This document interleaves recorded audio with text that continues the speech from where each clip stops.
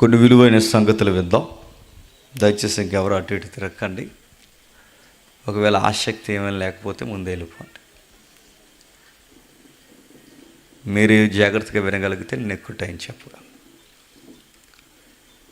సువార్త సభ, ఒక్కరోజు ఇది సువార్త సభ. ఇక్కడ యవ్వనస్తులే లేరు కనుక వాళ్ళొక్కరు కూర్చే మాట్లాడడం సభ అనిపించుకోదు. సభకి వయసు మళ్ళిన తల్లులు ఉన్నారు, వయసు మళ్ళిన పెద్దవారు ఉన్నారు, సేవకులు ఉన్నారు, గాయకులు ఉన్నారు, వాళ్ళందరితో కలిపి యవ్వనస్తులు ఉన్నారు. కాబట్టి ఈ సభ యవ్వనస్తులకి అంకితం కాదని నేను అనుకుంటున్నాను. అందరికీ అవసరమయ్యేలా జీవితం ఆలోచించగలిగే కొన్ని విషయాలు మనం చూద్దాం. కొన్ని ఉదాహరణలతో మన వాక్యంలోనికి బయలుదేరదాం. నా మాటలు చివరి వరకు వినబడుతున్నాయా? చివరి వరకు ఓకే. ఇక జాగ్రత్తగా ఆలోచిద్దాం. పరిస్థితులు రోజు రోజుకి గొడ్డుబారిపోతున్నాయి. పరిస్థితులు రోజు రోజుకి దిగజారుతున్నాయి. మన లౌకికమైన ఈ జీవితంలో జీవితం అర్థం కాని ఎన్నో ప్రశ్నలతో మన పరిస్థితులు మనకు అర్థమవుతున్నాయి. అలాంటి ఉక్కిరిబిక్కి పరిస్థితుల మధ్య మనిషికి ఎటు పోవాలో తెలియలేనప్పుడు మనుషులు ఆ ప్రశ్నలకు సమాధానాలు చెప్పలేక, ఒప్పుకోలేక వ్యసనాలకు గురవుతున్నారు. అలాంటి పరిస్థితులకు ఎందుకు వాళ్ళు సమాధానం చెప్పలేకపోతారంటే వాళ్ళకి వాక్యం తెలియదు. పోనీ వాక్యం విన్న వాళ్ళు ఏమన్నా తినంగా ఉంటున్నారంటే వింటారంతే, తినంగా ఉండరు. చర్చిలకు వస్తారు, సరిగ్గా ఏమన్నా నేర్చుకుంటారంటే చర్చిలకు వస్తారంతే, ఏమి నేర్చుకోరు. రెగ్యులర్గా వచ్చిన వాళ్ళు ఏమని నేర్చుకుంటారంటే వీళ్ళు ఏమి నేర్చుకుంటారు చెప్పిన అందరికి పేరు ఎట్టడం నేర్చుకుంటారు. ఇలా వ్యవహారపు క్రిస్టియానిటీ ఎక్కువైంది. కానీ అందరినీ ఆలోచింపజేసి ఒక రోజు ఉంటుంది. ఆ రోజు వద్దన్నా నేను ఎత్తుక్కుంటూ నీ దగ్గరకు వస్తాను. ఆ రోజు నీ చుట్టాలు పట్టాలు నీకు ఎవరో దగ్గర ఉండరు. ఆ రోజు నువ్వే ఒంటరిగా ఉంటావు, మంచం మీద మూలుగుతావు, ఒకరోజు చచ్చిపోతావు. ఈ చావు అనేది తప్పదా అంటే తప్పదు. ప్రతి ఒక్కరి జీవితంలోకి వస్తాం. వీళ్ళని లేదు, ఆడని లేదు, మగన లేదు, చిన్నని లేదు, పెద్దోడని లేదు, డబ్బు ఉన్నవాడని లేదు, డబ్బు లేనోడని లేదు. అందరినీ మింగేస్తుంది ఒకరోజు. అది మన జీవితంలోనికి తెలియకుండానే మన వెనక నీడలా తిరుగుతుంది. అది ఈ మాట నేను అనొచ్చు అనకూడదు నాకు తెలియదు, కానీ బిడ్డలకు పుట్టినరోజులు చేస్తాం.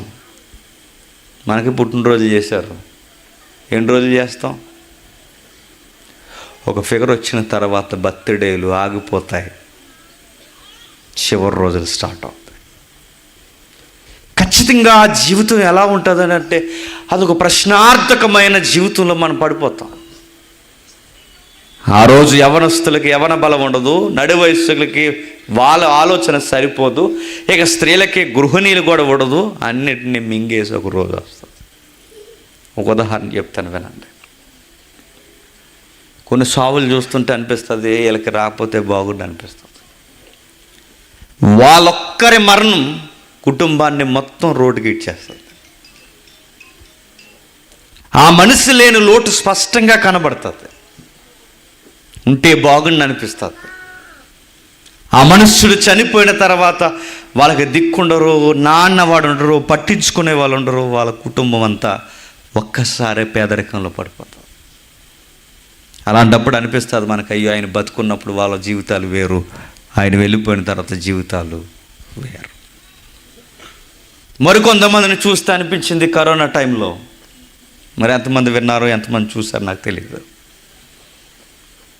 కరోనా టైంలో ఆ ఈదిలో కరోనా వచ్చిందంటే ఎంత కంగారు అయిపోయారండి.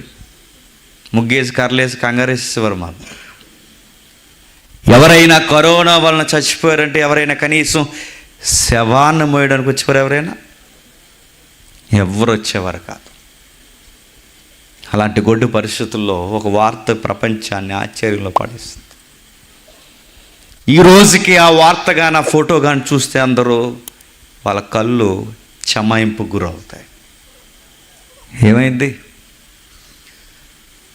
ఇద్దరు తల్లిదండ్రులు చచ్చిపోయారు. పిల్లలు చాలా చిన్న పిల్లలు, ఎంతెంత పిల్లలు ఉంటారండి, ఆడపిల్ల మగపిల్లాడు.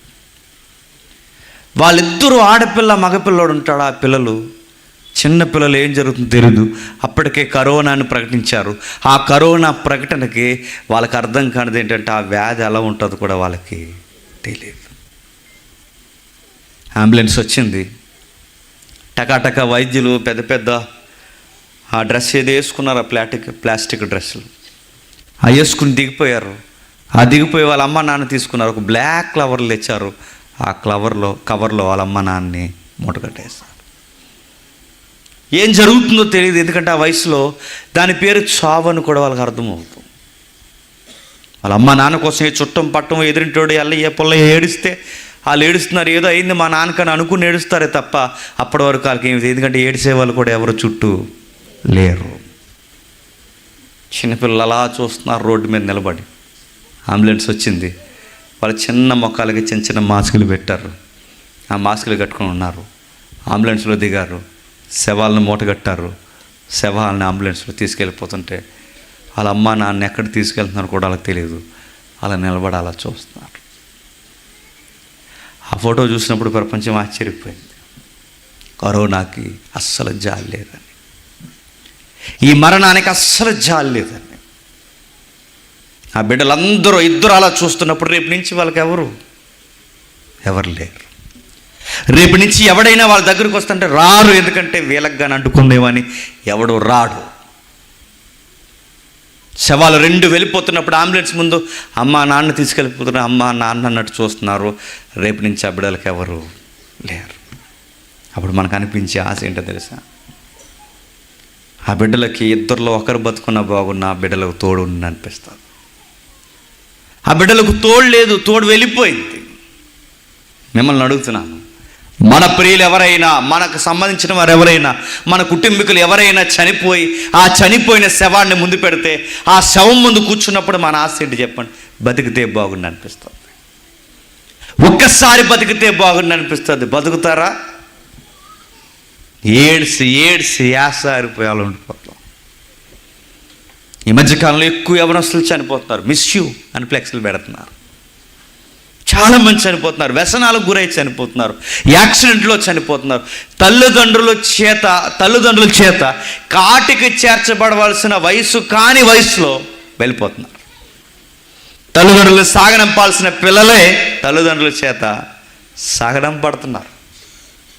మరణం చిన్నను చూడదు, పెద్దను చూడదు, అందరినీ మింగేస్తుంది. ఆ మింగేసినప్పుడు మనుషులు అందరూ నిశ్శబ్దమైపోతారు.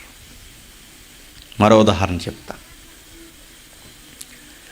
భర్త చనిపోతే భార్యలు రోడ్డు మీద పడిపోయిన ఉన్నారు. కరోనా భార్య చనిపోతే ఏ దిక్కుకు పరిగెట్టాలో ఈ పాలు తాగే పిల్లలను పట్టుకుని ఎక్కడ పోవాలో తెలియక నెత్తు నోరు కొట్టుకున్న భర్తలు ఉన్నారు.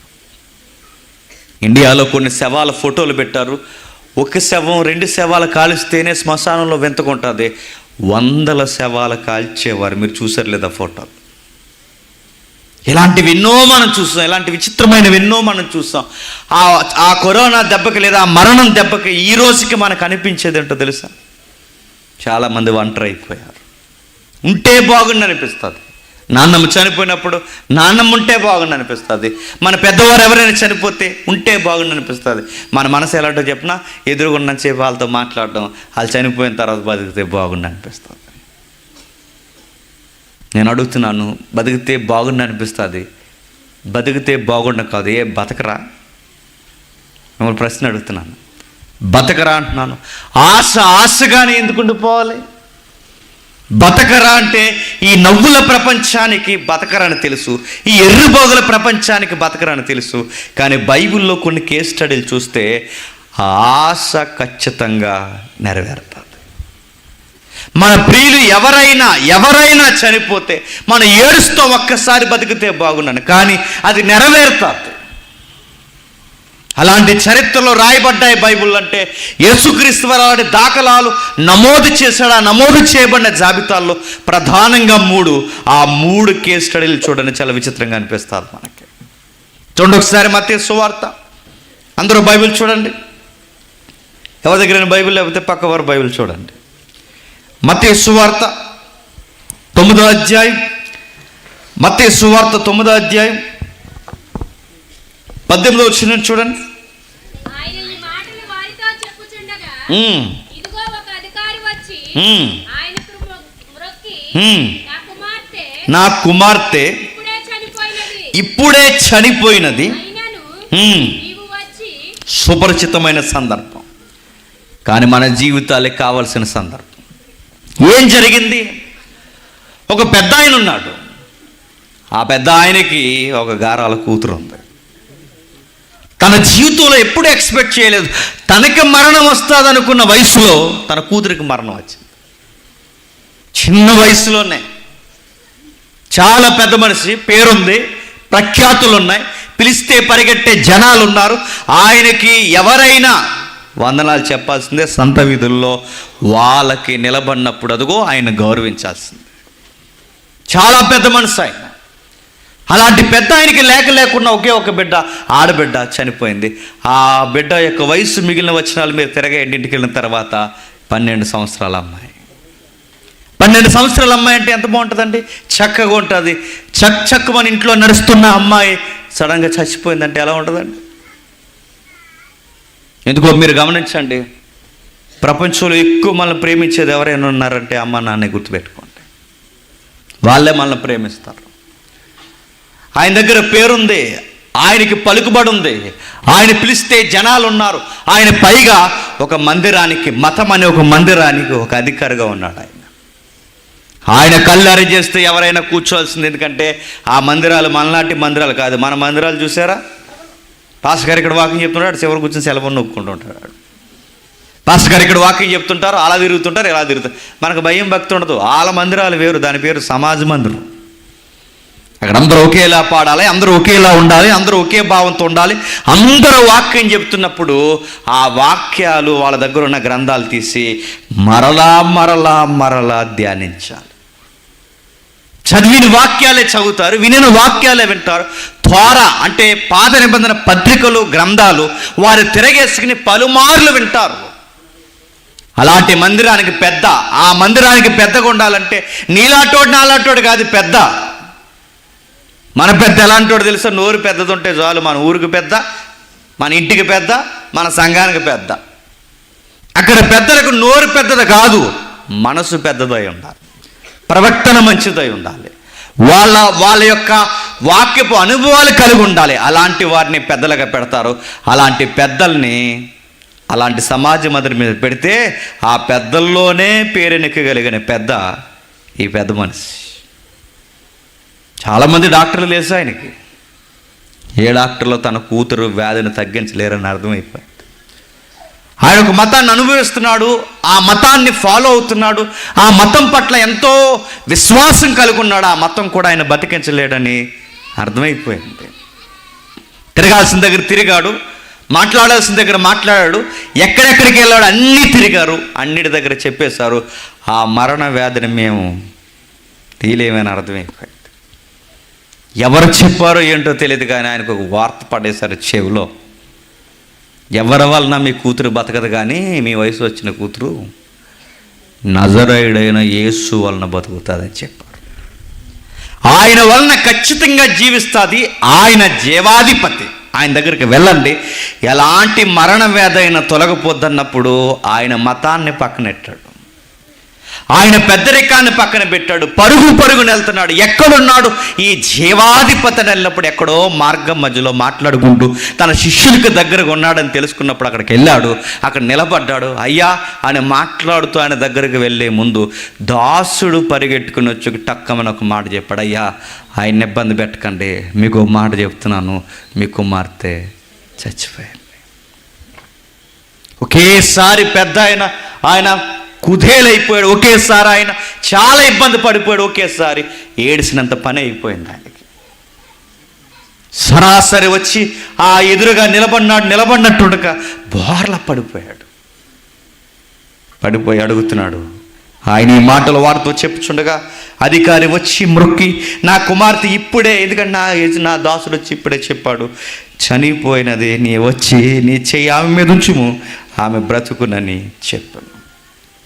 ఏమైందట అంటే ఊర్లో పెద్ద మనుషులు ఎవరైనా ఉంటే నేను అడుగుతున్నాను, ఆ పెద్ద మనుషులు ఎప్పుడైనా తమ్ముడు తాము తగ్గించుకోగలరా?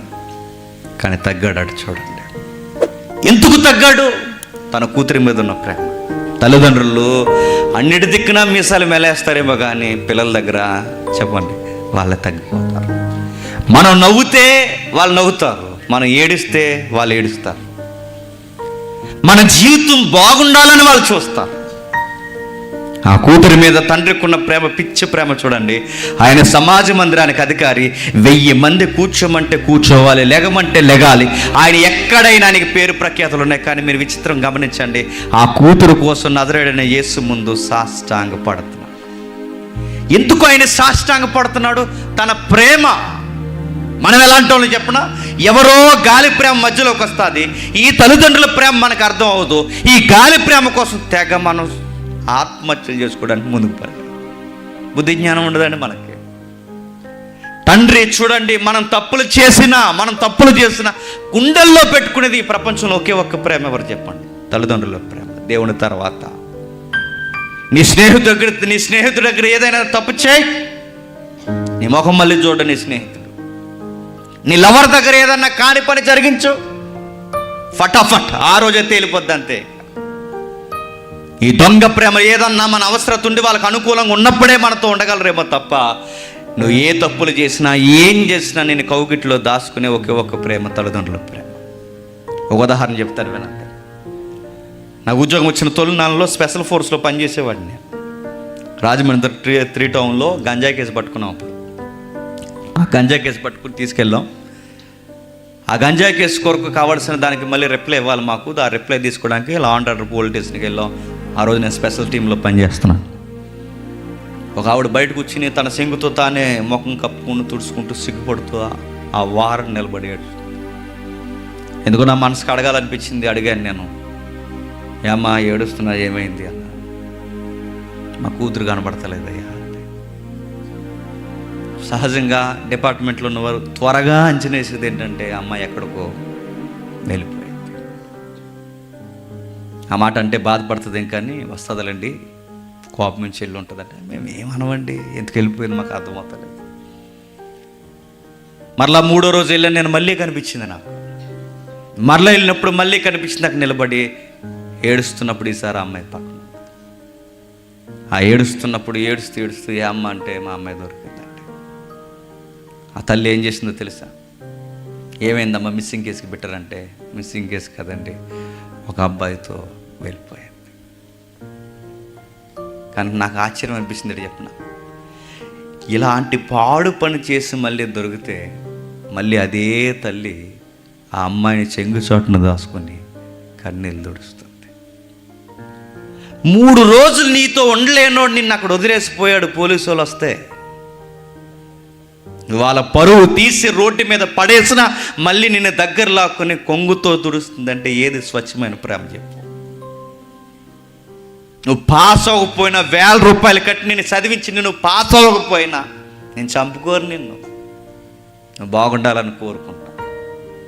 తల్లిదండ్రులు ఎప్పుడు మనకన్నా బాగా వినండి, మనకన్నా వాళ్ళ కష్టాలు సుఖాలు వదిలేసుకుని మనం బాగుండాలని కోరుకుంటారు. అందుకే ఈ తండ్రి తహతహలాడిపోయాడు. కూతురు చనిపోయిందనగానే తన పేరు గుర్తు రాలేదు, తన పదవి గుర్తు రాలేదు, తన మతం గుర్తు రాలేదు, తన పెద్దరికం ఏది గుర్తు రాలేదు. నా కూతురు బతికితే చాలు, నా కూతురు కోసం నేను ఏదన్నా చేస్తానని అందరూ చూస్తుండగా బార్లు పడిపోయి, దయచేసి మా ఇంటికి రండి తీసుకుని వెళ్ళాడు. వెళ్ళిన తర్వాత ఏం జరుగుతుందో చూడండి. 23వ వచనంలో, అంతలో యేసు ఆ అధికారి ఇంటికి వచ్చి పిల్లన గ్రోవులు వాయించు వారిని స్థలమయుడి, ఈ చిన్నది నిద్రించుచున్నదే గాని చనిపోలేదని వారితో చెప్పగా వారు ఆయన అపహసించిరి. ఏమని చెప్తున్నాడండి? ఆ అధికారి ఇంటికి వచ్చాడట. ఎందుకు వచ్చాడు? బతికించమని కోరాడు. ఆ ఇంట్లో ఉన్న అందరి ఆశ, లేదా ముఖ్యంగా ఆ తండ్రి ఆశ ఏంటి చెప్పండి? కూతురు బతకాలి. మన ఇంట్లో ఎవరైనా చనిపోతే వాళ్ళ కళ్ళ ముందు మనం ఏడుస్తున్నప్పుడు, మన ఆ శవాన్ని ముందెట్టుకుని ఏడుస్తున్నప్పుడు మన ఆశ ఏంటి చెప్పండి? బతికితే బాగుంది. నాన్న కానీ అమ్మ కానీ వాళ్ళ మీద మనం ఆధారపడి ఉన్నప్పుడు, వాళ్ళు చనిపోతే వాళ్ళ ముందు మనం కూర్చుని ఏడుస్తున్నప్పుడు, నాన్న ఒకసారి బతికితే బాగుండి అనిపిస్తుంది. అమ్మ ఒక్కసారి బతికితే బాగుంది, ఎందుకంటే మీరున్నంతకాలం నాకు విలువేంటో తెలియలేదు, మీరు బతికితే బాగుండి అనిపిస్తుంది. కానీ మన ఆశ పక్కన చెప్తారు బతకర్రా అని. కానీ మనలాగే ఏడ్చాడు, మనలాగే రోదన చేశాడు. గారాల కూతురు చనిపోయింది. ఆ గారాల కూతురు కొరకు వెళ్ళి మాట్లాడుతున్నాడు, అయ్యా ఒకసారి మా ఇంటికి రండి అయ్యా, మా ఇంటికి వస్తే మా కూతురు బతుకుతుంది.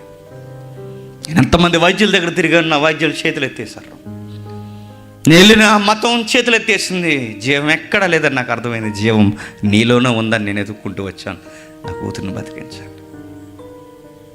బతికిస్తాను. కానీ ఒక విషయం అడుగుతున్నాను అధికారి, ఆ బ్యాచ్ అందరినీ బయటికి పంపించే అన్నాడు. వాళ్ళందరినీ బయటికి పంపించే. వాళ్ళుంటే నీ ఇంట్లో కార్యం జరగదు. నేను రావాలి అంటే వాళ్ళు బయటికి పోవాలి. వాళ్ళుంటే నేనుండను, నేనుంటే వాళ్ళు ఉండడానికి వీల్లేదు. ఎవరాళ్ళు? అవిశ్వాసులు. ఎవరాళ్ళు? అపహాసకులు. ఎవరారు? దేవుని కార్యాలు కళ్ళతో చూడని చీడ పీడ లాంటి మనుష్యులు. మన ఇంట్లో కొన్నిసారి రోగాలు ఎందుకు పోవో తెలుసా? దరిద్రపు స్నేహితులు, బంధువులు ఉంటారండి మనకి. మన ఇంట్లో కొన్నిసార్లు జవాబులు ఎందుకు రావో తెలుసా? పనికి రాని, దేవునికి అసహ్యమైన మాటలు మాట్లాడే వాళ్ళు మన ఇళ్ళల్లో చట్టా పట్టాలు వేసుకుని ఉంటారు. అందుకే మన ఇంట్లో కొన్ని కార్యాలు జరగవు. నేను సీరియస్గానే చెప్తున్నాను. ఏదో కార్యక్రమం జరుగుతట, ఆ కార్యక్రమానికి 10 రోజులు ముందు వచ్చేస్తాడు. ఎవరు? చుట్టాలు వచ్చి ఏం చేస్తారట? 10 రోజులు ముందు వచ్చి ఏమైనా ఎరగదెత్తారు? వచ్చి ఏం చేస్తారు? వాక్యాలు చదువుతారు. వచ్చి ఏం చేస్తారు? మీటింగ్లు పెడతారు. వచ్చి ఏం చేస్తారు? ప్రార్థనలో కూర్చుంటారు. వచ్చి ఏం చేస్తారు? రోజు గృహకూడు పెడతారు. ఇవేం పెట్టరు. 10 రోజులు ఆ కార్యక్రమం పేరు చెప్పుకుని తాగి తందరాలు ఆడతారు మన కొంపల్లో. పార్టీలో ఒక ఆత్మీయత ఉండదు, ఒక సంఘ సహవాసం ఉండదు, ఒక దైవజనులు ఉండరు. పైగా కార్యక్రమం అంతా పెడతారు, దైవజనులు పిలుస్తారు, వాక్యం చెప్పిస్తుంటారు. చెప్పే వాక్యాన్ని భోజనాల కొరకు ఆపించేస్తారు. వీళ్ళు ఏం చేస్తారు? ఎవరు ఎప్పుడో ప్రార్థనలు లేటరు, మీకు భోజనాల టైం అయిపోతుంది అంట. ఇలాంటి బ్యాచ్ అందరూ ఇంటికి వచ్చారట. ఎవరింటికి? ఆ అధికారి ఇంటికి వచ్చి మాట్లాడుతున్నారు చూడండి. అంతలో యేసు అధికారి ఇంటికి వచ్చి పిల్లన గ్రోవులు వాయించి వారిని గొల్లు చేయుచున్న జనసమూహం చూసి స్థలమీయుడే ఈ చిన్నది నిద్రించున్నది కానీ చనిపోలేదని వారితో చెప్పగా వారు ఆయన అపహాసించిరి. అపహాసించడం ఏంటి? దేవుని కార్యాలు, దేవుని మీద నమ్మకం ఇలాంటివి ఏమి వాళ్ళకి అబ్బవండి. మరి వీళ్ళందరూ ఎవరయ్యా అంటే ఆయన అధికారాన్ని కూడా వచ్చిన వాళ్ళు తప్ప నిజంగా వచ్చిన వాళ్ళు కాదు. అధికారి కాబట్టే వచ్చారు. నీలోటోడింటికి నాలోటోడింటికి ఎవరైనా చనిపోతే వస్తారా? ఎమ్మెల్యే గారు పుట్టినరోజు అంటే ముందు ఇడికి ఎక్కువ హెత్తాడు. కార్యకర్తలను తెగ సొక్కాలు చింపుకొని తిరిగేశారు. ఆ నాయకుడు ఈ నాయకుడు అని చెప్పి ట్రాక్టర్ కింద పడ్డానికి కూడా వెనకాడలేదు. ఊరేగింపుల్లో నలిగిపోయారు. అడుగుతున్నాను, వాడికి ఏదో జరిగితే మీకేంటి? అకౌంట్లో 1,00,000 రూపాయలు వేస్తాను చెప్పాడు మీకు? ఎవడింట్లోనే ఏదో జరుగుద్ది. యాక్టర్ ఎవడో హీరో ఉంటాడు, హీరో గారు నాన్నగారు చనిపోయారట. వాళ్ళ నాన్న చనిపోతే వీళ్ళ నాన్నని పట్టించుకుంటే ఇదిలో ఫ్లెక్స్ ఎట్టి ఎడుతుంటాడు. వాడికి ఎవడో కొడుకు పుడితే ఈడిక్కడ కేక్ కట్ చేస్తాడు. బుద్ధి జ్ఞానము. జనాలు ఎలాంటి వాళ్ళు తెలుసా?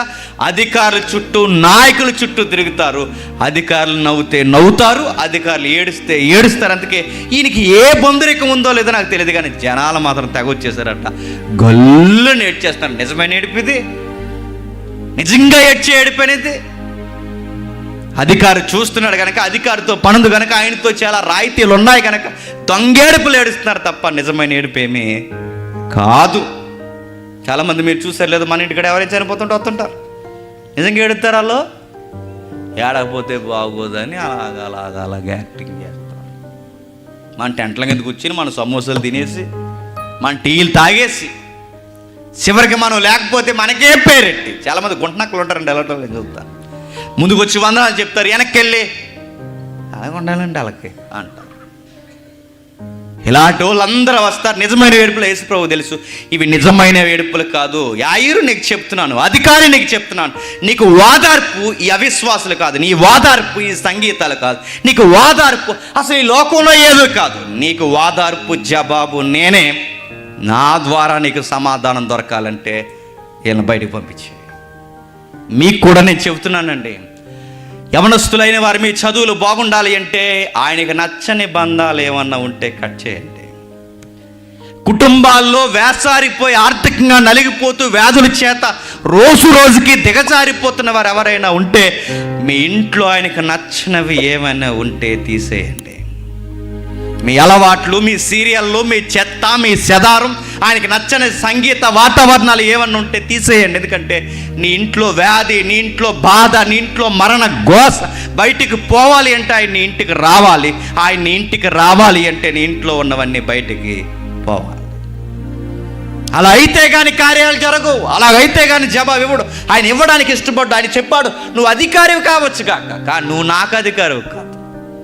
ఈ ప్రజలకు అధికారం కావచ్చు కాక, నువ్వు చెప్తే వీళ్ళనొచ్చు కాక, నేను చెప్తున్నాను, నేను చెప్తే నువ్వు వినాలి, నేను చెబుతున్న మాట పాటించు, వీళ్ళని బయటికి పంపించు. అధికారి మాట విన్నాడు, జనసమూహం అందరిని బయటికి పంపించేశాడు. చిన్నదాన్ని చేయి పట్టుకొని ఆ చిన్నది లేచను, ఈ వార్త ఆ దేశం అంతటా వ్యాపించింది. ఈ వార్త ఏమైందట, ఆ దేశం అంతటా వ్యాపించింది. చిన్నది లేచింది. చనిపోయిన అమ్మాయి లేవడం అంటే మాటలా? మిమ్మల్ని అడుగుతున్నాను, చనిపోయిన అమ్మాయి లేవడం అంటే మాటలా? ఆ రోజు ఆ వార్త ఆ దేశం అంతా పాకిందట. ఏమని పాకింది? ఆ అమ్మాయి బతికేసింది. అధికారి గారు అమ్మాయి బతికేసింది. మన ఆశ ఏదైతే మనం కోరుకున్నామో, మన ఇంట్లో ప్రియులు చనిపోతే బతికితే బాగుండని మనం ఏదైతే కోరుకున్నామో అది మన ఇళ్లలో నెరవేరలేదు. కానీ యేసు ప్రభు సశరీరుడుగా ఉన్నప్పుడు చాలామంది ఇళ్లల్లో మృతులను ఆయన బతికించేశాడు. శవం కళ్ళ ముందు ఉన్నప్పుడు ఇందాకే చనిపోయింది, ముందే చనిపోయింది, చనిపోయి అమ్మాయి లేచింది. కంగారైపోయారు అందరూ. దేశమంతా వార్త పాకిందంట, ఎలా బతికేస్తుంది? బతికేసింది. చావు వార్తలు ఎలా ఉంటాయో నాకు తెలియదు, కానీ ఒక వార్త మాత్రం హల్చల్ చేసింది. ఆ వార్త విన్నప్పుడు అందరూ కంగారైపోయారు. వార్తాపత్రికలు చదువుతారు ఇక్కడ, చదువుతాం, అలాంటివి పట్టించుకోరా, చదవండి. చచ్చిపోయింది అనుకున్నారు, తీసుకెళ్ళిపోయారు. ఇండియన్ ట్రెడిషన్లో లాస్ట్ పిడకెట్టేశారు. పెద్దదానికి, ముసలిదానికి లాస్ట్ పిడకెడతారు కదా, లాస్ట్ పిడక. ఆ పిడకెడుతున్నారు. ఆ పిడకెడుతున్నప్పుడు కాటికాపరి మనవాళ్ళు అక్కడే ఉన్నారు, కొడుకులు. సరిగ్గా పిడకెట్టే సమయానికి దొగ్గింది. పరార్. కాటికాపరి పరార్, మనవాళ్ళు పరార్. ఎవ్వడాగలేదు. లేచిలా కూర్చుని ఆగనరా, ఆగం, లేచిపోయి పెట్టే ఆగం అన్నారు. కాటి కాపరి ఆగలేదు, మన వాళ్ళు ఆగలేదు. చచ్చిపోయింది అనుకున్న ముసళ్ళు లేచిపోయింది, కానీ అనుకున్నారు చచ్చిపోయిందని, కానీ నిజానికి చనిపోలేదు. వృద్ధురాలు కనుక ఊపిరుందో లేదో ఆ దేహానికి తెలియక చనిపోయింది అనుకున్నారు. అడ్డనుకుని తీసుకెళ్ళిపోయి అయిపోతుంది చివరి కార్యక్రమం అనుకుని లాస్ట్ పిడకెట్టేసరికి బతికేసింది. మెదిలింది, దొగ్గేసరికి పరారైపోయారు. వార్తల్లో వచ్చింది, చనిపోయారు అనుకుని తీసుకెళ్ళిన వృద్ధురాలు మళ్ళీ కదిలేసరికి భయాందోళనకు గురైన ప్రజలని వార్త వచ్చింది. కానీ విషయం గమనించండి, చనిపోయింది అనుకున్నది కదిలితేనే ఇంత కంగారైపోతే, నిజంగానే చనిపోయిన వాళ్ళు లేస్తే పిచ్చి ప్రపంచం అయిపోయింది. ఆ రోజు ప్రపంచం ఆశ్చర్యపోయింది, ఆ ప్రపంచం నివ్వెరపోయింది. ఆ ప్రపంచం వార్తంతా పాకిందట. ఆ మనుష్యుడు కుమార్తె బతికేసిందంట. ఇది మొదటి కేసు. రెండవ కేసు ఉంది చూడండి. లూకా సువార్త 7వ అధ్యాయం. లూకా సువార్త 7వ అధ్యాయం.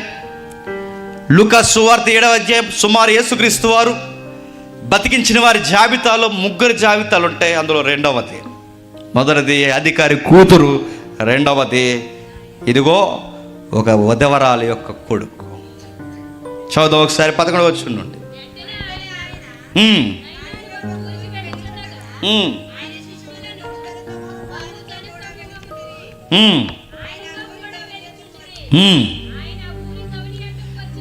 ఆయన ఆ ఊరి గవిని యొద్దకు వచ్చినప్పుడు చనిపోయిన ఒక్కడు వెలుపలకు మోసుకొని పోబడుచుండెను.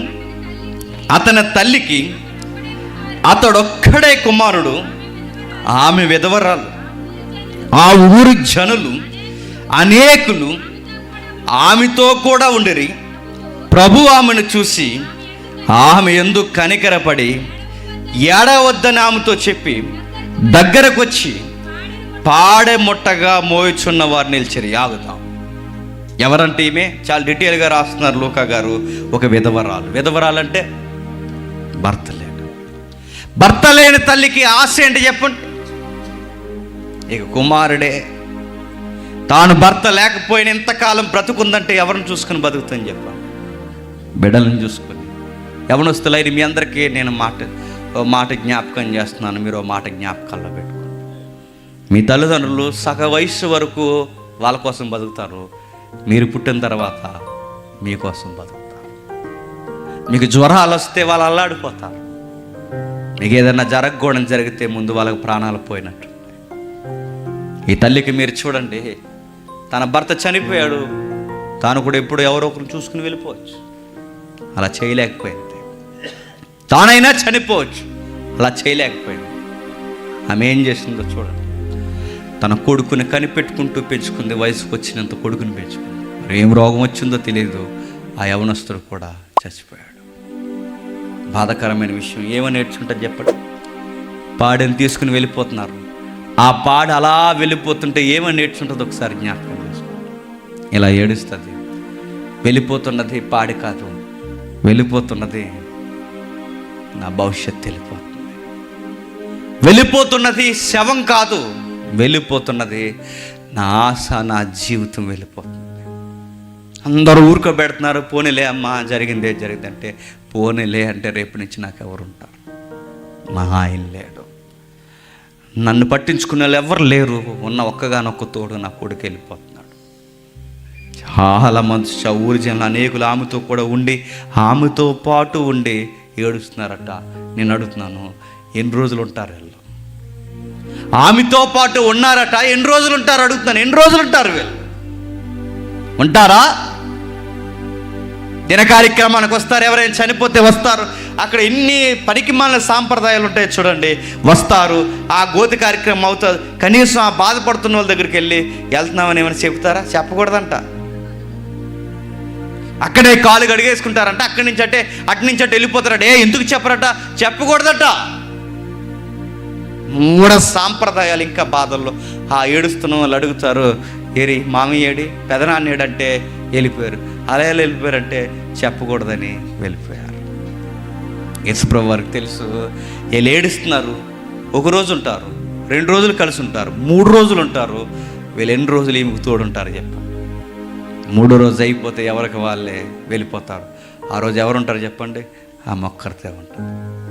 యేసుప్రభు తన బాధను గమనించాడు. అమ్మా, నువ్వు ఏడవద్దు. నేను ఒక విషయం చెప్తున్నాను. నీ కొడుకు బతికితే బాగున్నాన్న నీ ఆశను నేను నెరవేరుస్తాను. ఆ తండ్రి కూతురు బతికితే బాగున్న ఆశ అక్కడ నెరవేర్చాడు మత్తయి సువార్తలో. ఇక్కడ ఈ తల్లి కొడుకు బతికితే బాగుండన్న ఈ తల్లి ఆశ నెరవేరుస్తున్నాడు. పాడిని ముట్టాడు. ముట్టిన వెంటనే మోయిచున్న వారు ఆగిపోయారు. చిన్నవాడ లెమ్మని చెప్పగానే ఆ చిన్నవాడు లేచాడు. ప్రజలందరూ ఆశ్చర్యపోయారు. పాళ్ళు లేచిపోవడం ఏంటండి?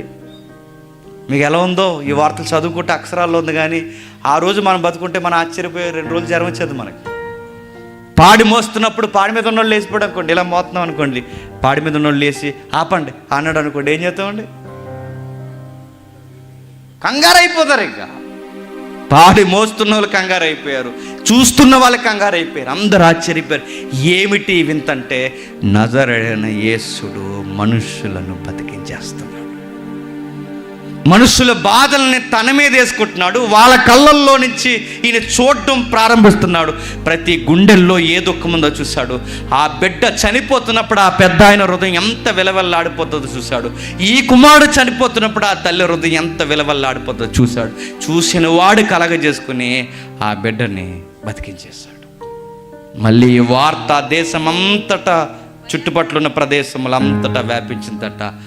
బతికేశాడు.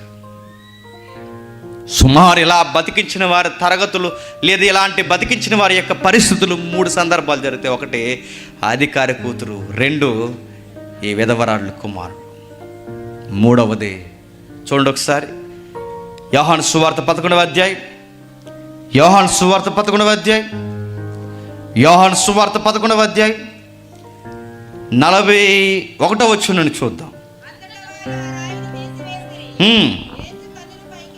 యేసు కన్నులు పైకెత్తి, తండ్రి నీవు నా మనవి వినినందున నీకు నేను కృతజ్ఞతాస్తుతులు చెల్లించుచున్నాను.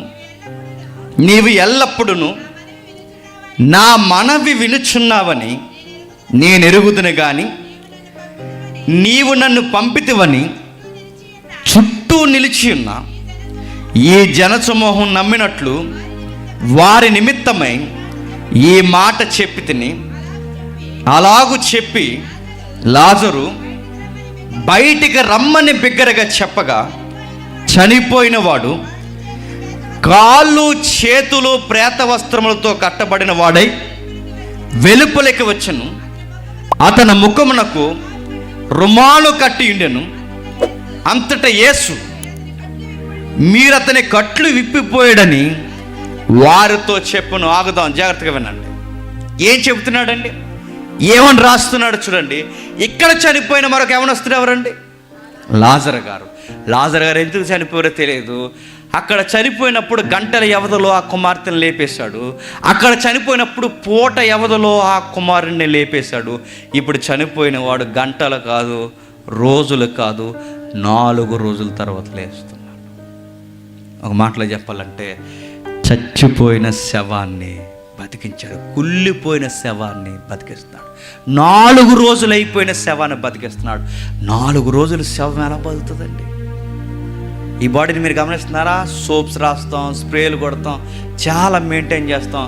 దీనికి ఉండే దరిద్రం ఏంటి చెప్పినా, సరిగ్గా 10 గంటలు దాటడం మొదలెట్టిందో 12వ గంట నుంచి పూర్తిగా ఆకారం మారిపోతుంది. మనం వచ్చినంత వాసన ఏ జంతువు రాదండి. మనకు వచ్చినంత దరిద్రపు వాసన దేని దగ్గర రాదండి, గుర్తుపెట్టుకోండి. తెగ మురిసిపోతుంటే మనం అద్దం ముందు నిలబడి, నువ్వు ఎంత మురిసిపోయినా ఒక్కసారి ఊపిరాగిందో 12 గంటల తర్వాత నీకు అంత దరిద్రం గొప్ప ఇంకెక్కడ రాదు. బాడీ 12 గంటలకి ఎక్స్పైర్ అయిపోతుంది, చూడలేము. చాలా భీకర దయ్యపు రూపం వచ్చేస్తుంది. కొన్నిసార్లు కుళ్ళిపోయిన బాడీలు వస్తాయి స్టేషన్కి. అదే ఈ నీటిలోకి అది దూకుతారుగా, ఆ నీటిలో దూకుని సాగు చాలా ఘోరంగా ఉంటుందండి. ఇలా బాడీ నట్టుకుంటే ఇలా దూదూరిపోయినట్టు ఊడిపోతుంటుంది. ఎందుకంటే నీటిలో త్వరగా పాడవుతుంది దేహం. అలా అంతకన్నా ఘోరంగా కుళ్ళిపోయింది. వాళ్ళ సిస్టర్స్ అంటున్నారు, అయ్యా మా తమ్ముడు దేహం వాసన వస్తుంది. యేసు అన్నాడు, శవాలకు జీవాన్ని ఇవ్వలేను అనుకుంటున్నారా మీరు అలా చూడండి. లాజరు బయటికి రానగానే కుళ్ళిపోయిన దేహం ఏమైందట, బయటకు వచ్చిందట. లాజరు బయటికి అనగానే బయటకు వచ్చాడు. లాజరు అని ఎందుకన్నాడు? లాజరు బయటికి రాని ఎందుకన్నాడు? లాజరు అని పేరు పెట్టి ఆ మాట బయటికి రాని అనకపోతే, ఒక సువార్తికుడు, ఒక వ్యాఖ్యానకర్త ఏమన్నాడు తెలుసా? లాజరు అని అనకపోతే, లాజరు గారు ఊరు బేతనియ్య, ఆ ఊరిలో శవాల దెబ్బలు ఎక్కువ, ఆ దెబ్బలున్న ఏరియాలో సమాధి కార్యక్రమాలు ఎక్కువ. అక్కడ లాజరు బయటికి రాని అనకపోతే, బయటికి రా అంటే చచ్చిపోయిన వాళ్ళందరూ బయటకు వచ్చేదరట. చనిపోయిన వాళ్ళందరూ బయటకు వచ్చేదరంట. అంటే చనిపోయిన వాళ్ళందరూ బయటికి రాకూడదని ఖచ్చితంగా పేరు చెప్తున్నాడు. లాజరు మాత్రమే అన్నట్టుగా, లాజరు బయటికి రా. కట్టబడిన వస్త్రాలు కట్టబడినట్టే ఉన్నాయి, చుట్టబడిన రుమాలు చుట్టబడినట్టే ఉంది. ఎలా ఉన్న శవం అలా వచ్చేసినోడు చూసి ఆశ్చర్యపోయారు. 4 రోజుల క్రితం చనిపోయినోడు రావడం ఏంటండి? మీకు ఎలా ఉందో నాకు తెలియదు, కానీ నిన్న మొన్న చచ్చిపోయినాడు దినభోజనాలు గీడ వచ్చేసాడు అనుకోండి, ఎలా ఉంటుందండి? సాంబారే అన్నాడు అనుకోండి, ఎలా ఉంటుందండి? సాంబార్ ఉండదు, బకెట్ ఉండదు, వడ్డించేవాడు ఉండరు, పాస్టర్ గారు ఉండరు. ఉంటారా?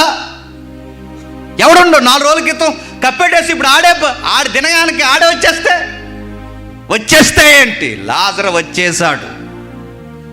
తన కార్యక్రమం దాటక ముందే 4 రోజుల తర్వాత వచ్చాడు. వచ్చినవాడు యేసుప్రభుతో పాటు భోజన బలలో కూర్చున్నాడు.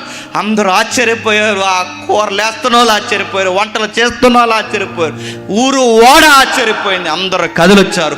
యేసును మాత్రమే కాక ఆయన లేపిన లాజర్ను కూడా చూడడానికి తిరిగి జనాలు వచ్చారట. ఏంటి వింత, మనిషి లేవడం ఏంటి?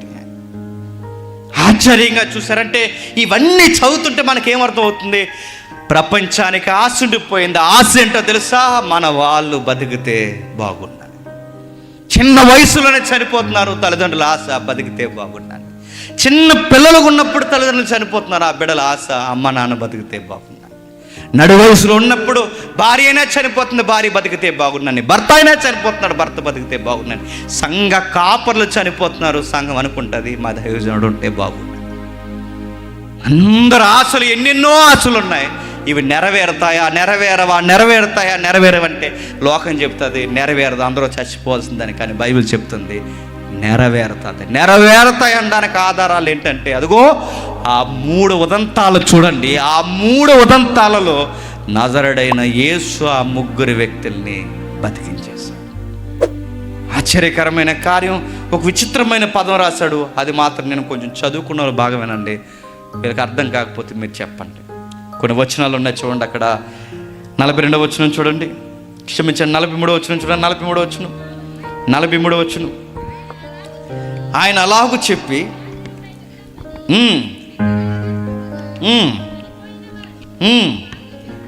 కాళ్ళు చేతులు ప్రేత వస్త్రములతో కట్టబడిన వాడై ఎలుపలకి వచ్చాను. అతని ముఖానికి రుమాల కట్టబడి ఉండెను. అంతటా యేసు ఇతని కట్లు ఇప్పిపోయాడని చెప్పాను. నేను అడుగుతున్నాను, ఆ పేత వస్త్రం అంటే ఏంటి? ఆ ముఖానికి రుమాలంటే ఏంటి? అంటే యూదుల అంత్యక్రియలు జరుగుతున్నప్పుడు వాళ్ళకి విచిత్రమైన పేత వస్త్రం కడతారు. మనకేమేస్తారు? పేత వస్త్రం ఏమేరు? 4 బకెట్లు వేసి చెప్పండి, ఆ కుంకుడు పుచ్చి ఏదో ఉంటుంది అది తెచ్చి అలా మీద వేసేసి, తెల్లటి గుట్ట ఒకటి తెచ్చి అలా కప్పేసి, ఆ పౌడర్ ఏదో తెచ్చి సగాన కోసి మీద జల్లేసి ఆ పూజ శుభ్రం కూడా చేయించడానికి లాస్తాను తీసుకెళ్ళిపోతారు, వేసేస్తారు. ఆ లాస్ట్ వస్త్రం కప్పేసి అది అలా వేసేసి మట్టి వేసేస్తారు. అడుగుతున్నాను, మనం అనుకుని తెల్ల సున్నీలుగా అంటున్నా చూస్తారు, అది కాదు పేత వస్త్రం అంటే. పేత వస్త్రం అంటే రింగులుగా చుడతారు వాళ్ళకి, యూదులకి. ఇలా రౌండ్గా ఇలా పైనుంచి కిందకి అలా చుట్టుకెళ్తారు. దాన్ని ప్రేత వస్త్రం అంటారు. ఎందుకు అలా చుడతారంటే వాళ్ళ బాడీ పాడవకూడదని చుడతారు. యాకోబు గారు చనిపోయిన ఉదంతం తెలుసు కదండి. యాకోబు చనిపోతే యోసేపు ఎన్ని రోజులు ఏడుస్తాడండి దేశంలో ఉండి? 70 రోజులు. 70 రోజుల లోపు సుమారు 40-70 రోజులు ఐగుప్తీలో ఉన్న వైద్యుల చేత ఆయన ఏం చేస్తాడో తెలుసా? వాళ్ళ నాన్నగారికి ప్రేత వస్త్రం చుట్టిస్తుంటాడు. ప్రేత వస్త్రం అంటే ఈ పొర చుడుతున్నప్పుడు ఆ పొరల మధ్య కొన్ని సుగంధ ద్రవ్యాలు చూపిస్తారు. ఆ సుగంధ ద్రవ్యాలు ఏం చేస్తాయి అంటే బాడీని పాడవను. అందుకే చూడండి, ఎప్పుడో చనిపోయిన ఐగుప్తిలో చనిపోయిన ఫరో దేహం 3000 సంవత్సరాల క్రితం దేహం ఇప్పుడు దొరుకుతుంది. మన దేహం 3 రోజుల తర్వాత వెళ్ళి చూడండి, దొరకదు, ఇంకా చూడలేము. బద్ది పురుగులు తప్ప ఇంకేం కనబడదు. వాళ్ళు ఇప్పుడు దేహాలు ఇప్పుడు కనబడుతున్నాయి. ఎలా కనబడుతున్నాయి? వాళ్ళ దగ్గర టెక్నాలజీ ఉంది. అది యూదులకు కూడా తెలుసు. వాళ్ళ శవం ఎప్పటికే డెస్టిమెంట్ జరగకుండా ఆ సుగంధ ద్రవ్యాలు పూసి గట్టిగా బిగించేస్తారు, ఆ బాడీకి మళ్ళీ పురుగు పట్టకుండా. అలాంటి దాన్ని అది ఎలా ఉంటుందంటే ఎండిపోయిన తర్వాత ఆ వస్త్రం గట్టిగా అయిపోద్ది. మీకు అర్థం కావాలంటే మన చెయ్యి ఇరిగిపోయిన తర్వాత సిమెంట్ కొట్లు వేస్తారు చూసారా? ఆ సిమెంట్ కొట్టు వేసిన తర్వాత మీరు కొట్టు చూడండి, వేసినప్పుడు మెత్తగా ఉంటుంది. అలా నొక్కితే ఎండిపోయాక అది ఇచ్చేవడానికి గుద్ద అంటే అడిగి ఇరిగిపోద్ది, అంత గట్టిగా అయిపోద్ది. సేమ్ అలాగే అలాంటి ప్రేత వస్త్రం చూస్తారు, అంత గట్టిగా అయిపోద్ది. అలా గట్టిగా అయిపోయిన ఆ శవాన్ని బయటికి రానగానే వచ్చిందట. ఎవరో వెళ్ళి తీసుకురాలేదండి లాజర్ని. లాజరే సమాధిలోంచి బయటికి వచ్చేసాడు. గమ్మత్తైన సంగతి రాస్తున్నాడు యోహాను గారు, ఆయన వస్త్రాలు ఆయనతోనే ఉన్నాయి. ఇలా రాస్తే బాగుండండి. లాజరు బతికాడు అని రాస్తే బాగుంది. ఎందుకంటే యాయీరు కూతురు బతికేసిందని చదివాం, ఆ కుమారుడు బతికేశాడని చదివాం. కానీ ఇక్కడ లాజరు బతికాడని రాయలేదు. ఏమని రాస్తున్నాడు? లాజరు బతికినప్పుడు లాజరుతో పాటు తన వస్త్రాలు తనతోనే ఉన్నాయని రాస్తున్నాడు. ఎందుకు అలా రాస్తున్నాడు? శాస్త్రం ఉంది అక్కడ, సైన్స్ ఉంది అక్కడ. ఈ ప్రపంచాన్ని ముక్కి మీద ఏలేసుకునే ఒక లోతైన అధ్యాయం ఉంది అక్కడ. అందుకే చదువుకున్న మీరు వినండి, యవనస్తులు అర్థం కాకపోతే వాళ్ళకి చెప్పండి. ఏముంది అక్కడ? సైన్స్ ఏముంది అర్థం కావాలి అంటే 20వ అధ్యాయంకి రండి. ఇదే సువార్త 20వ అధ్యాయం, యోహాను సువార్త 20వ అధ్యాయం 7వ వచనం చదవండి. 20వ అధ్యాయం 7వ వచనం. నారబట్టలు పడి ఉండుటయు ఆయన తల రుమాలు నారబట్టల యొద్ద ఉండక ఏరు ఒక చోట చుట్టబడి ఉండుటయు చూచెను. ఈయనెవరు? ప్రభు అయిన యేసుక్రీస్తు వారు. లాజరు తిరిగినప్పుడు లాజరుతో పాటు ఏమున్నాయట? లాజర ప్రేత వస్త్రాలు లాజరుతోనే ఉన్నాయట. ప్రభువు లేచినప్పుడు ప్రభుతో పాటు ఏమి లేవట? ఆయన వస్త్రాలు ఆయనతో లేదట, ఆయన తల రుమాలు ఆయనతో లేదట. ఎందుకు లేదట? గ్రంథకర్త సైన్స్ చెప్తున్నాడు. ఏం చెప్తున్నాడు? శాస్త్రం చెప్తున్నాడు.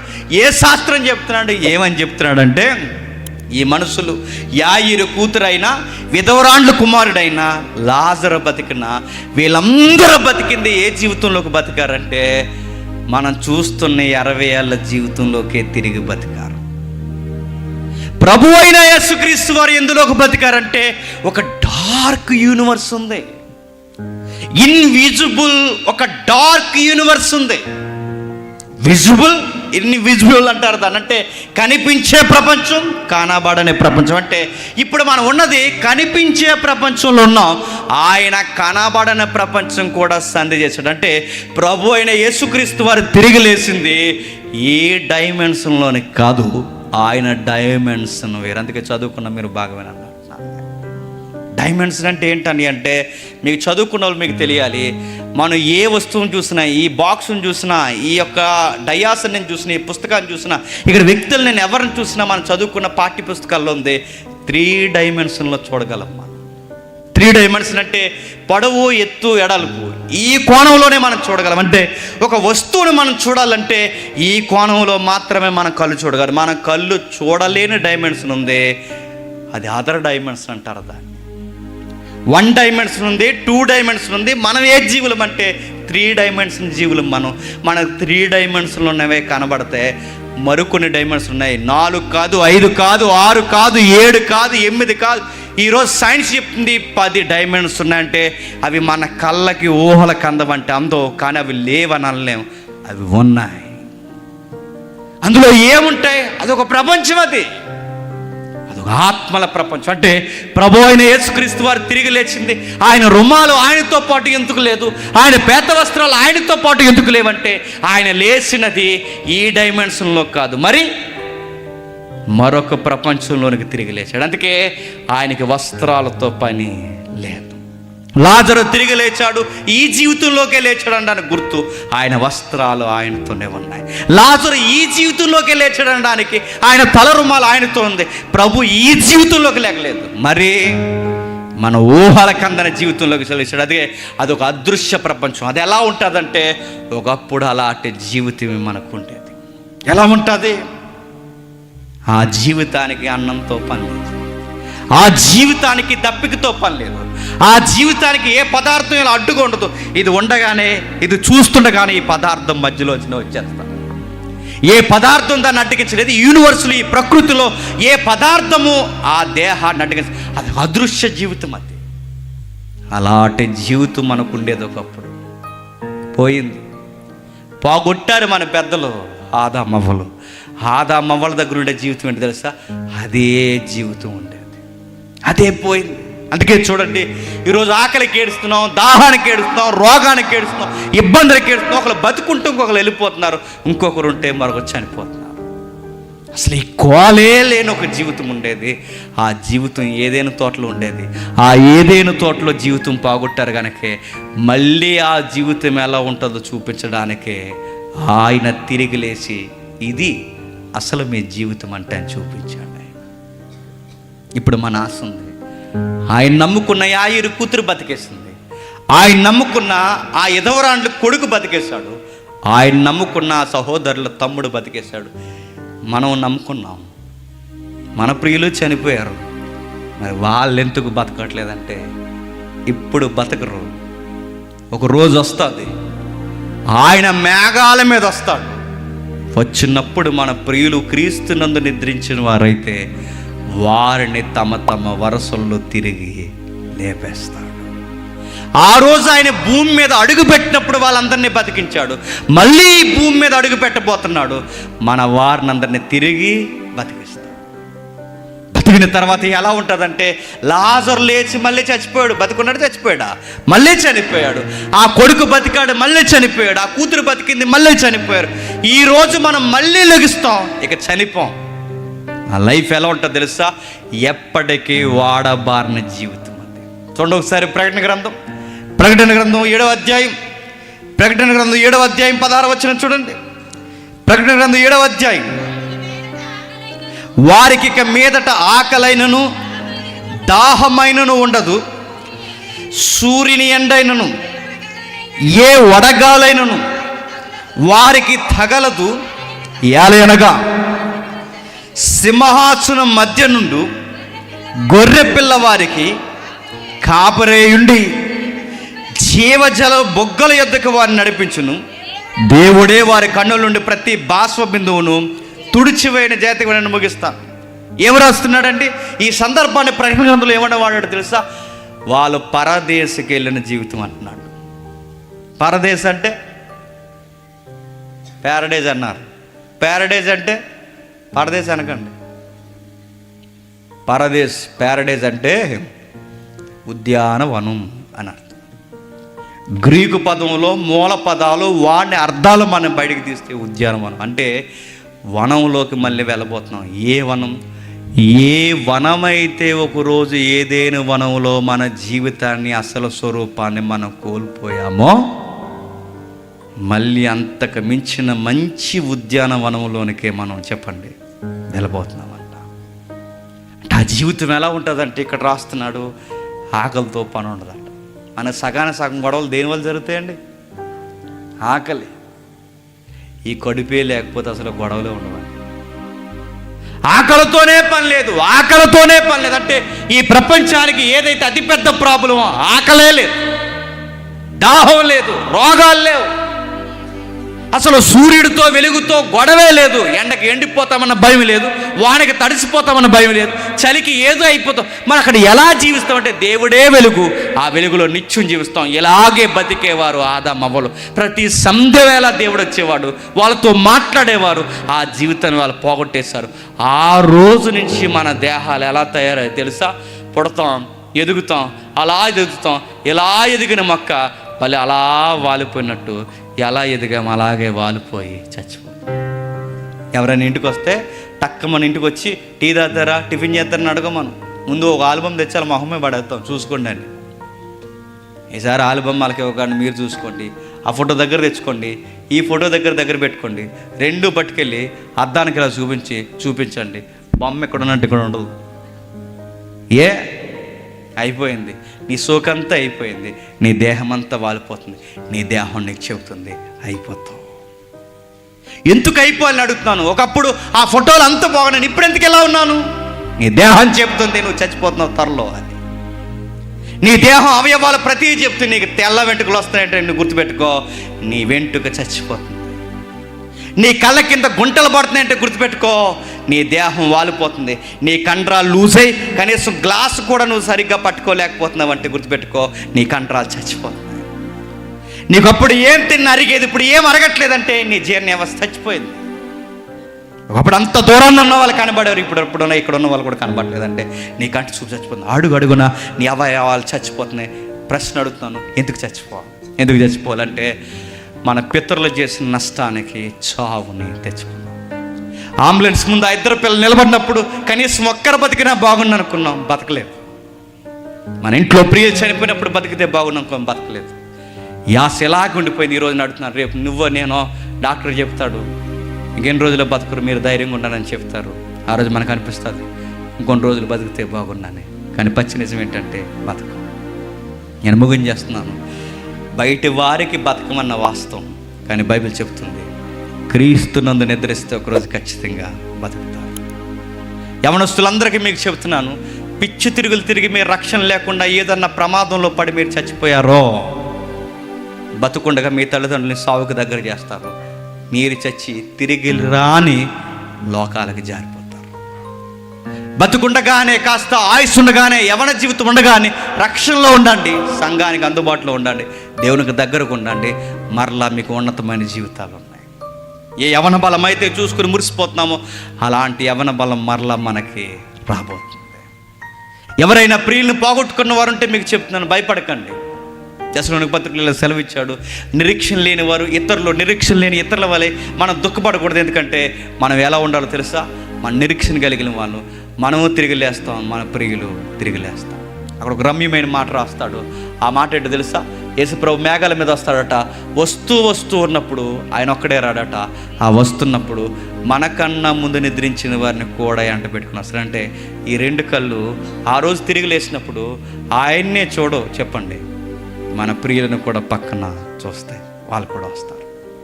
సువార్త సభ నెట్టారుగా. గుడ్ న్యూస్ ఏంటి చెప్పినా? మనందరం చచ్చిపోతాం, మళ్ళీ ఒకరోజు తిరిగి లేస్తాం. ఇదే దేవుడిచ్చిన మనకి గుడ్ న్యూస్. గుర్తుపెట్టు, ఇదే దేవుడు మనకిచ్చిన శుభవార్త, సువార్త. మనం కోల్పోయిన జీవితాన్ని మరలా మనకు తీసి ఇచ్చే సువార్త. ఆ రోజు అందరూ ఒక పాట పాడతాం. ఆ పాట ఏంటి తెలుసా? ఇప్పటి నుంచే నేర్చుకోండి. అది కొరింథీ పత్రికలో ఉంది. అందరూ బతుకుతాం, ఆ రోజు పాట పాడతాం. మరణమా నీ ముళ్ళు ఎక్కడ? మరణమా నీ విజయం ఎక్కడ? మరణపు ముళ్ళు, పాపం అనుకున్న బలం మరణం విరివి వేయబడి ఇప్పటి వరకు పెద్దోడిని, చిన్నోడిని, డబ్బున్నవాడిని అందరినీ మింగేస్తుంది. ఆ రోజు దాన్నే యేసుప్రభు వారు మింగేస్తాడు. ఆ రోజు మరణమే నీరసించిపోయి ఇంకేమీ చేయలేదు. ఆ రోజు మరణాన్ని చూసి అంటామంట అదొక విజడంలా మనకు కనబడినట్టు. ఆ రోజు క్షమించండి, ఆ రోజు ఒక దృశ్యంలో లేదా ఒక సింబాలిక్గా కనబడుతున్నట్టు మనకు కనబడుతుంది. ఆ రోజు దానితో మనం అంటాం అంటే ఇంక నువ్వు మమ్మల్ని ఏమీ చేయలేవు, నీ వల్ల ఇంకా ఏమీ జరగదు, మా ప్రియులు మమ్మల్ని దూరం చేయలేవు. ఇదిగో మరణమా నువ్వు ఓడిపోయావు, గొర్రెపిల్లే మాకు తోడు, మా అందరికి విజయకేతనం, అదిగో ఆయన మరణమే మా విజయం, ఇక మమ్మల్ని ఏమీ చేయలేవు. నేను ముగించేస్తున్నాను. యేసుప్రభుని ఎందుకు నమ్ముతారయ్యా అంటే ఆస్తులు పెరుగుతాయను, కార్లు కొంటామను, ఏవో జరుగుతాయని కదండి. యేసుప్రభుని ఎందుకు నమ్మాలి తెలుసా? ఈరోజు ములుగుతూ బతుకుతాం, ఈరోజు ఉన్నా లేకపోయినా ఏదోలా జీవిస్తాం, ఒకరోజు చచ్చిపోతాం. ఆయన తిరిగి వస్తాడు. ఆయన తిరిగి వచ్చినప్పుడు మమ్మల్ని మా చేయబట్టుకుని తిరిగి లేపుతాడు. ఇందుకు యేసుక్రీస్తున్నమ్మా. ఎబ్రీ పత్రికలు ఏమన్నదో తెలుసా? ఏమ్మా మీ ప్రియులు చనిపోయారుగా, బతికించమంటారని అడిగితే వాళ్ళు ఏమంటున్నారు చూడండి, ఒకసారి ముగించేద్దాం. ఎబ్రీలకు రాసిన పత్రిక 11వ అధ్యాయం, ఎబ్రీలకు రాసిన పత్రిక 11వ అధ్యాయం 35వ వచనం చూడండి. ఎబ్రీలకు రాసిన పత్రిక 11వ అధ్యాయం 35. స్త్రీలు మృతులైన తమ వారిని పునరుద్ధానం వలన పొందిరి, కొందరైతే మరీ శ్రేష్టమైన పునరుద్ధానం పొందగోరి విడుదల వందనలక యాతన పెట్టబడరి. ఏంటట సందర్భం చెప్తున్నాడు. మీ ప్రియులు చనిపోయారు, బతికించమంటారంటే కొంతమంది అన్నారట బతికించండి అయ్యే, వాళ్ళు లేకపోతే ఉండలేమన్నారట, బతికించి ఇచ్చేసాడు. మరికొంతమంది అన్నారట మా వారిని బతికించొద్దు అన్నారట. ఏ అంటే ఇప్పుడు బతికినా మళ్ళీ ఒక రోజు చచ్చిపోతాడు, ఈ రోజు బతికినా మళ్ళీ మేము ఒక రోజు చనిపోవాలి, మళ్ళీ బంధం ఎలా వెళ్ళిపోవాలి. అందుకే ఇప్పుడు బతికించవద్దు, మాకు ఎంతకన్నా శ్రేష్టమైనది కావాలి వాళ్ళు అడుగుతున్నారు. మరి కొందరు ఏమని అడుగుతున్నారు చూడండి, మరీ శ్రేష్టమైన పునరుద్ధానం పొందగోరి విడుదల పొందనలక. దేని నుంచి? వేతన నుంచి, తిరస్కారం నుంచి, కొరడా దెబ్బల నుంచి, బంధకముల నుంచి, ఖైదీ నుంచి, రాళ్ళ నుంచి, రంపాల నుంచి, శోధన నుంచి, ఖడ్గము నుంచి, చావు నుంచి, గొర్రె చర్మాలు, మేక చర్మాలు వేసుకుని దరిద్రుల ఉండి శ్రమపడి హింస పొంది అడవుల్లోను, కొండల్లోను, గృహాల్లోను, సొరంగముల్లోను తిరుగులాడుతూ సంచరించుతూ వాళ్ళు అన్నారట, ఈ లోకం మాకు యోగ్యమైనది కాదు, మాకు ఆ జీవితం కావాలన్నారు. ఇప్పుడు చెప్పండి, ఈ సువార్త సభలో మీకు యేసు ప్రభు నుంచి మీరు ఏం కోరుకుంటున్నారు చెప్పండి? మాకు సెంట్ నేలి ప్రభు అని అడుగుతున్నారా? సెంట్ ఇచ్చినా గబ్బెట్టేస్తారు, గుర్తెట్టుకోండి. మాకు మంచి పెళ్లి చేయ ప్రభు అంటే పెళ్లి చేసుకుని ఒకరోజు ఎంతకాలం ఉంటామని అడుగుతున్నాను నేను. ఇది కాదు, మనం శ్రేష్టమైనది అడగాలి. ఆ శ్రేష్టమైనది ఏంటో తెలుసు జావా, ఈ కుళ్ళిపోయి ఆసారిపోయిన జీవితంలో ఇంకా మాకు ఏమీ కాదు, మాకు కావలసినది నువ్వు ఉండే ఆ నిత్యత్వంలో మేము ఉండాలి, మాకు అదివు ప్రభు అని ఆ శ్రేష్టమైన పునరుద్ధానం కోరుకోండి. ప్రతి ఆదివారం దైవజనులు సంఘాలు కూడుకుంటారు. ఆదివారం ఎందుకు కూడుకుంటున్నారండి? ఆదివారం ఎందుకు కూడుకుంటారు? శనివారం కూడుకోవచ్చుగా. ఆదివారమే మనం ఎందుకు కూడుకుంటాం చెప్పిన? ఆదివారం, ప్రతి ఆదివారం మన జ్ఞాపకం వచ్చేది ప్రభు తిరిగి లేచిన పునరుద్ధానపు రోజు. ఆ రోజు మనం ఎందుకు కూడుకుంటాం తెలుసా? మనం కూడా ఒక రోజు తిరిగి లేస్తాం. బయట వాళ్ళు చచ్చిపోతే తీసుకెళ్ళి నదిలో కలిపేస్తారు కాల్చేసి. బయట వాళ్ళు చనిపోతే ఎక్కడో నిసిరేస్తారు. బయట పెద్ద సౌండ్ సీరియస్గా తీసుకెళ్ళి అంత్యక్రియలు ఏదోలా చక్కబెట్టేస్తారు. కానీ మన క్రిస్టియన్స్ చనిపోతే పెద్దలు ఎలా పడతా అలా వదిలేరు. చక్కగా బాక్స్ తెస్తారు, ఆ బాక్స్లో పెడతారు, సిలువేస్తారు, ప్రార్థన పాడతారు. మట్టికి ఆత్మ చెంతకి చేరుస్తున్నాను ఒక పాట పాడి వాక్యాలు చదివి ముగించేస్తారు. నడుతున్నాను. పెట్టిలో ఎందుకు పెడుతున్నారు? ఎందుకు పెడతారంటే ఏదైనా ఒక వస్తువు పెట్టిలో పెడుతున్నామంటే మళ్ళీ ఒక రోజు తీస్తాం. మరి ఈ మనిషిని పెట్టిలో పెడుతున్నామంటే నువ్వు దీకు ఆయన వస్తాడు, ఆ పెట్టిలో పెట్టిన ప్రతి ఒక్కరిని బయటికి తీస్తాడు. యేసుప్రభుని ఎందుకు నమ్ముతున్నామంటే అంటే మళ్ళీ ఒక జీవితం వస్తాడు. ఇప్పుడు చూడండి, కొన్ని రోజులు బాగానే ఉంటాం, కొన్ని రోజులకి ఇంత ట్యాంకులు వస్తాయి మనకి, ఇలా లావ్ అయిపోతున్నాం, కుర్రోళ్ళలో ఉండం, రకరకాలుగా అయిపోతాం, ముసలోళ్ళం అయిపోతాం, పళ్ళు ఊడిపోతాయి, అలా వేసారిపోతాం. యవనంలో పుట్టిన మనం అలా వృద్ధాప్యంలో జారిపోతాం. ఇంతే నా జీవితం అంటే బైబిల్ అంటుంది ఇంతే జీవితం కాదు, ఇంకా జీవితం నీకుంది. ఈ సువార్తను నమ్ము. నాకు రుజువేంటి, నాకు ఆధారం ఏంటి, నాకు సాక్ష్యం ఏంటి అని అడిగితే మనందరికన్నా ముందు నజరుడైన యేసుడే తిరిగి లేచాడు. అదే మనకు ఆధారం. ఆ పునరుద్ధానాన్ని మనం నమ్ముతున్నాం. ఆయన వస్తాడు. ఈ రోజుకి సమాధులన్నీ కుళ్ళిపోయి ఉన్నాయి, ఆయన సమాధి మాత్రం ఖాళీగా ఉంది. ఆ ఖాళీయే మనకు చెప్తుంది నేను లేచాను, నేను వచ్చినప్పుడు మిమ్మల్ని అందరినీ తిరిగి లేపుతా. నమ్ముతారా దీన్ని? ప్రభు అయిన యేసుక్రీస్తు వారు ఇంతకేమో యేసుక్రీస్తు వారు నమ్ముతున్నామని నమ్మగలరా? సంవత్సరం అంతా గాలి తిరిగి పరీక్షల కోసం నమ్ముతున్నారా? సంవత్సరం అంతా తాగులు వ్యవహారాలన్నీ నాశనం చేసి అప్పులు పోవాలని నమ్ముతున్నారా? ఇవన్నీ కాదు. ప్రభు మాకు అన్నం ఉన్న అన్నం లేకపోయినా, నేడున్నాను లేకపోయినా నీ దగ్గర మరో జీవితం మాకు అది అని నమ్మండి. దేవుడు మీకు ఆ జీవితం అనుగ్రహిస్తాడు. అందుకే చర్చకి రండి, అందుకే బైబిల్ చదవండి, అందుకే ప్రార్థన చేయండి. ఇదే మన జీవితానికి ఇచ్చిన గుడ్ న్యూస్, సువార్త, శుభవార్త. దేవుడు